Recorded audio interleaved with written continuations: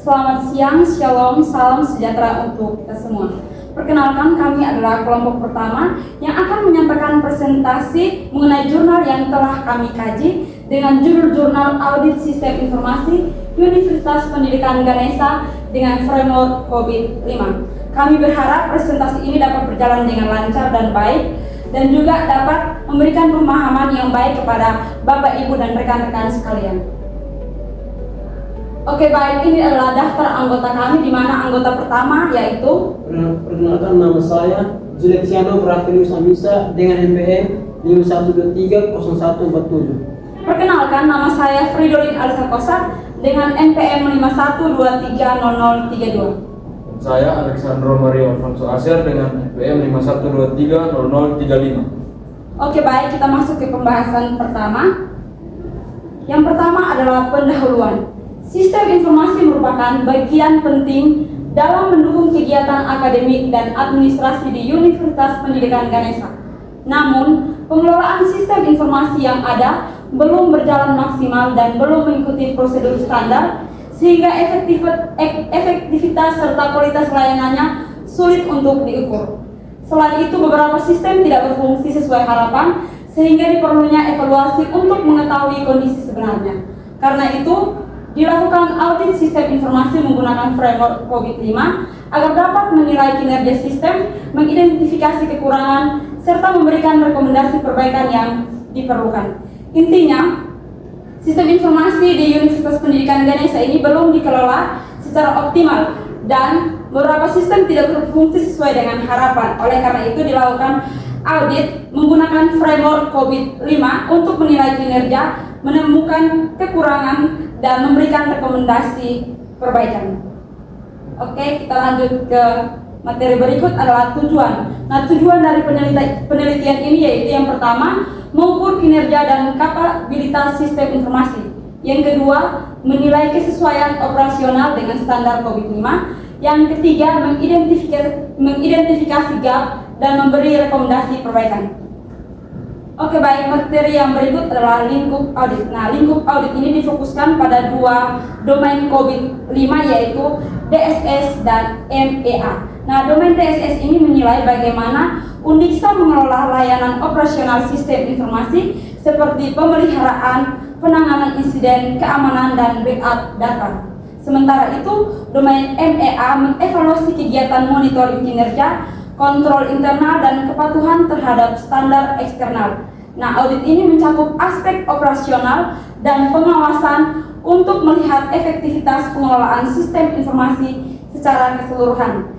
Jadi, intinya sistem informasi di Undiksa ini difokuskan pada dua domain COVID-5 yaitu DSS dan MEA. Nah, DSS ini dia menilai untuk mengelola layanan operasional, sedangkan untuk MEA ini dia mengevaluasi monitoring kinerja dan kepatuhan. Nah, tujuannya ini adalah menilai efektivitas pengelolaan sistem informasi secara keseluruhan.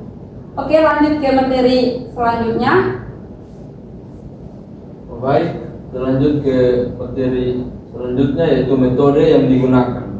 Sini metode penelitian dilakukan melalui observasi, wawancara, dan kuesioner kepada pengelola serta penanggung jawab sistem informasi. Data kuesioner dianalisis menggunakan skala Likert dan kemudian diukur tingkat kapabilitas dengan model COVID-5 untuk mengetahui kondisi sistem dan gap yang perlu diperbaiki.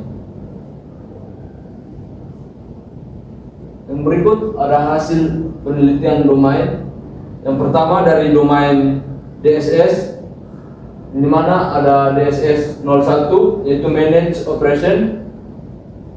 Hasilnya itu 79,79% sampai dengan 83,42%, dan DSS 02 Manage Service Request and Incident yaitu 78,94% sampai dengan 81,85%, dan DSS 03 Manage Problem yaitu 80,00% sampai dengan 85,83%, dan DSS 04 Manage Continuity yaitu 80% sampai 85%. DSS 05 Managed Security Service 80,18% sampai dengan 83,83%, dan yang terakhir DSS 06 Managed Business Process Control yaitu